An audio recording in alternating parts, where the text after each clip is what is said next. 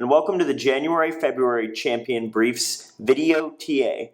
Today we'll be discussing the resolution, public colleges and universities in the United States ought not restrict any constitutionally protected speech. So before we get into any of this, let's go over the order of how we're going to discuss things. First thing we're going to talk about is the exigency, or why we'll be discussing this issue. The next thing is topicality, before we'll get into the arguments on either side of the resolution.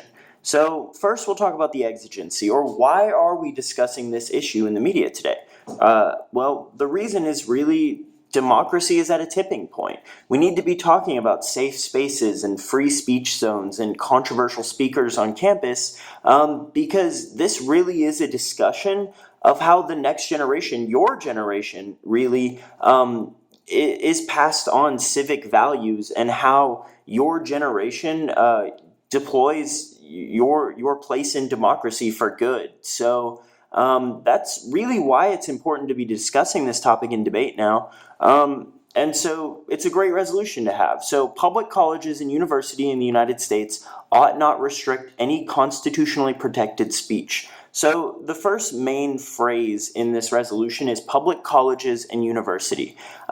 There is no actual universal legal definition of college or university in the United States because it's a state's right. Each state funds and defines higher education differently. They all have different standards. One school in one state will have completely different state mandated requirements for graduation than another state. But there are some trends that have emerged.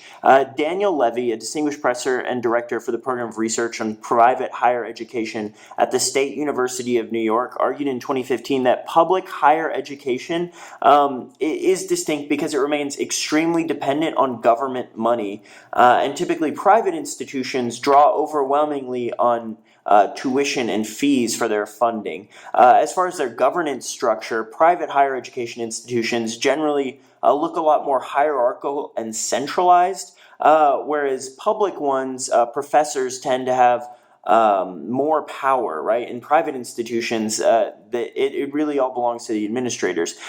Private institutions pursue accountability more usually for their narrow group of stakeholders, right? Like their boards, whereas public institutions tend to focus on generating public good for a wide variety of people. But one of the easiest ways to differentiate between public colleges and university is by the amount of state regulations that they're forced to comply with.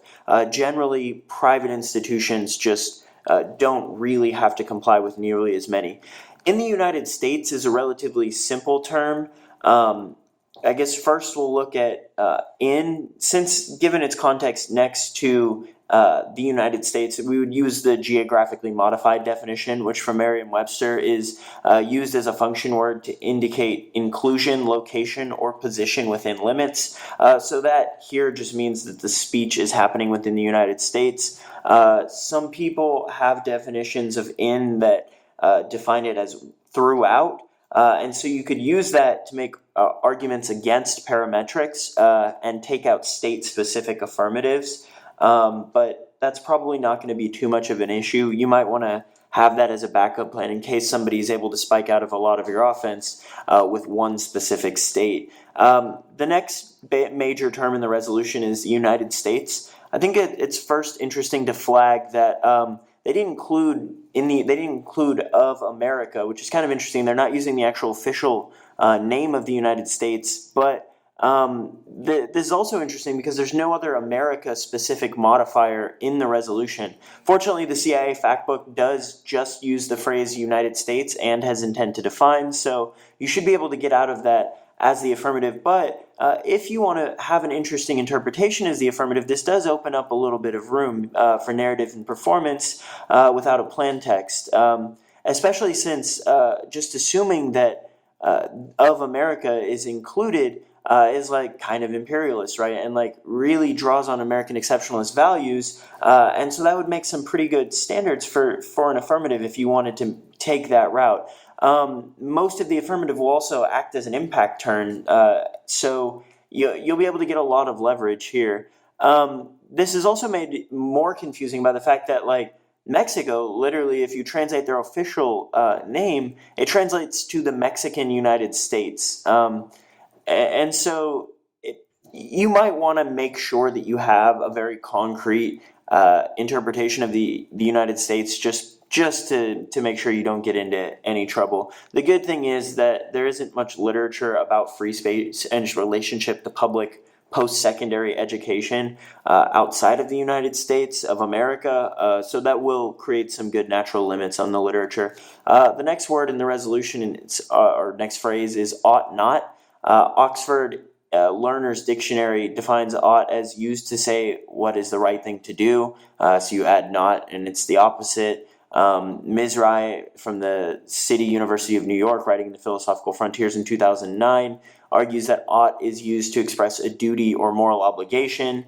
Ought to and is obligated to are used interchangeably. Construing can in terms of what is logically possible for an agent to do seems too strong. So that'll be pretty good to justify critical affirmatives, especially if you don't want to have to defend any sort of policy implementation. But also for policies, it's also a good justification for fiat, because it sounds pretty similar to you don't have to defend that it would pass, just that it's a good idea.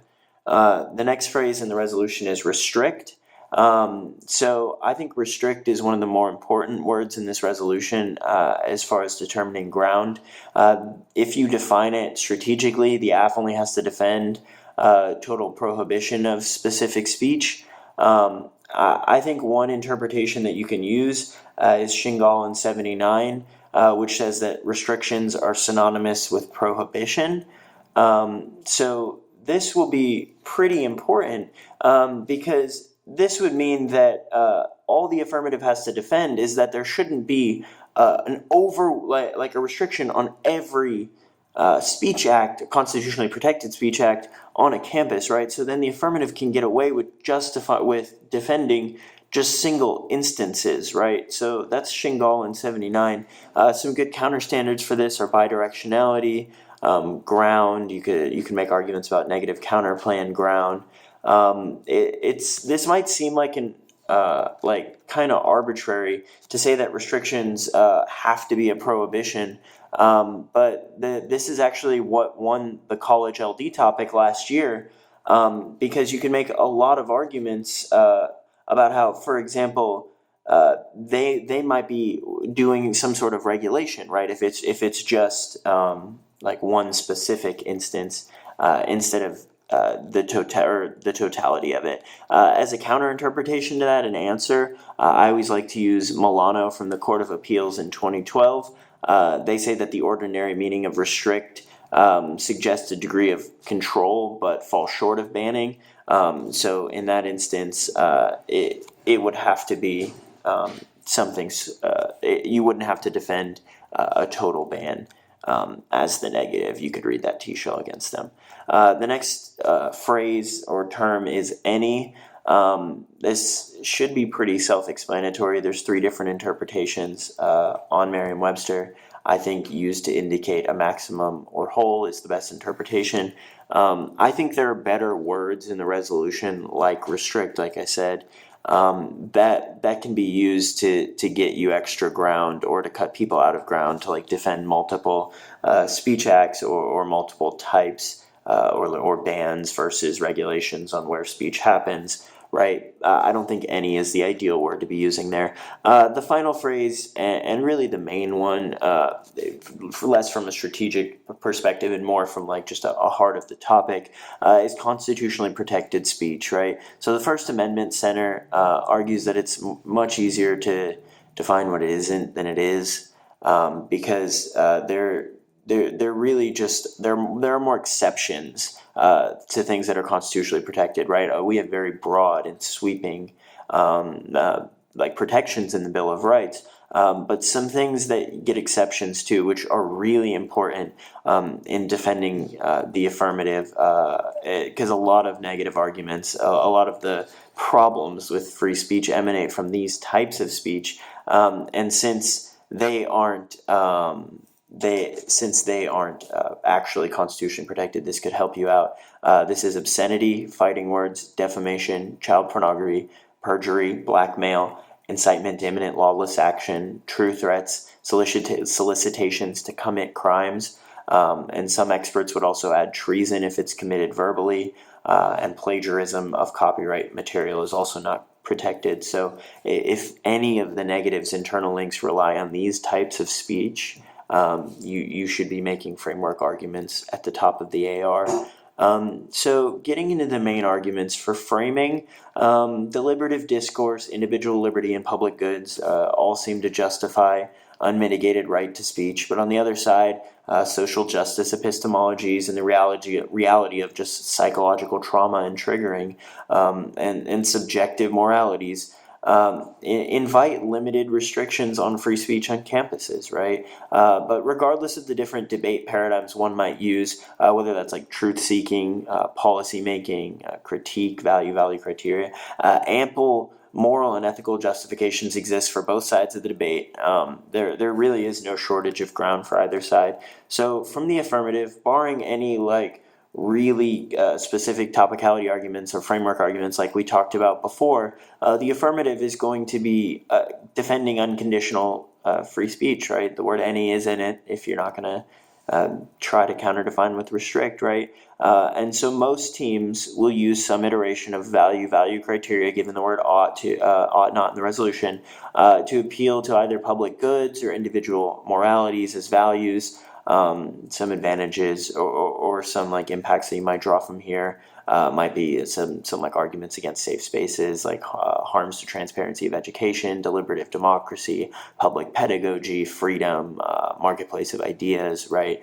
If you're reading a more policy-esque affirmative, you'll be defending more specific mechanisms, like criticizing monitoring or grant conditions, or federal regulations, right? Or you might be creating those as mechanisms to ensure that a free speech is defended, right? You might have restrictions on federal funding, like Title IX, but for free speech instead of for equality and gender equality.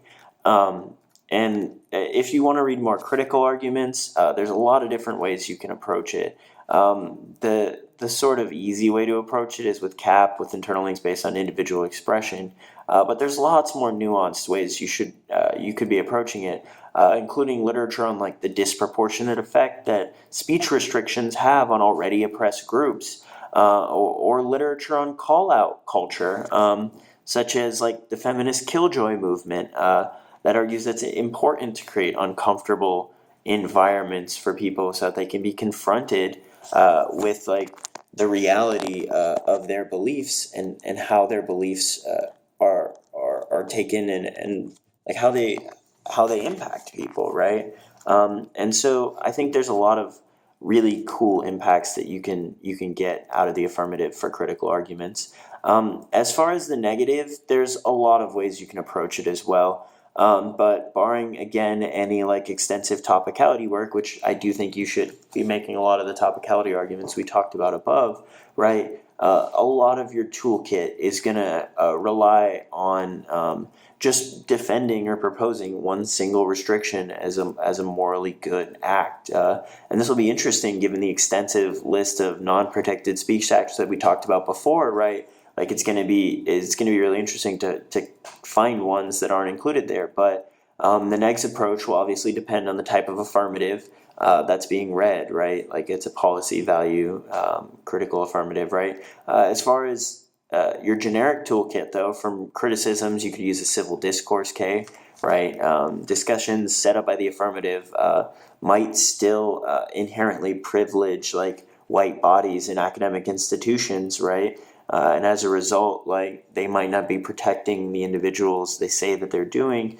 And so you can do a lot of link work on that question. You could also be reading reformism critiques, just arguments about how putting blankets on the issue, especially if people are going with just the individual instances of it, Another criticism you could read is settler colonialism. Tuck and Yang especially talk about how weaponizing the term decolonization in literature, which a lot of people do when talking about the academic space and especially the debate space, is problematic. And they especially talk about co-option of pain narratives in the academy, right? And so that could be really useful. There's also a lot of case talking about how education in general, especially from a public schooling perspective, is just used as a biopolitical institution to inculcate like both neoliberal like values, but also just like nationalistic values into the youth, right? And so that could be a pretty interesting way to approach it. How maybe that marketplace of ideas is still controlled by biopolitical institutions, right? As far as disadvantages, I think the crux of the disadvantage area on this topic is going to surround harassment disadvantages, right? How verbal harassment will likely go up in an instance where there's unmitigated speech on campuses. I think there's a lot of ways you can use affirmative framework to answer these arguments, especially with all the constitutionally unprotected things that exist. But I do think there is some impacts that can be drawn from how violence and verbal harassment might increase, and how that might crowd out activism, right? And how it might have like an opposite effect on movements. I think that's an interesting way of outlefting the affirmative per se. So I think this is a really interesting topic. I'm happy that we all got to discuss it. I hope everybody has a safe winter holiday season. Enjoy. Thank you. Please check out all of our briefs. A lot of our briefs go really in depth into a lot more into the arguments I've been talking about, especially a lot of the exemptions to constitutionally protected speech. I think that's a lot of things. There's a lot of like really, sort of intricate court cases with a lot of like pretty interesting backstories. I really enjoy reading a lot of the details about cases. But you'll definitely want to check out a lot of those so that you're able to, as the affirmative, better answer a lot of the internal links for negative arguments. But we have a lot of TAs and champion briefs that go really in depth talking about a lot of these issues, as well as our file, which has just a plethora of really great cards on both sides of the topic, with a lot of the arguments I've been discussing here today and plenty more. So thank you for watching this video. We really appreciate it, and have a great day.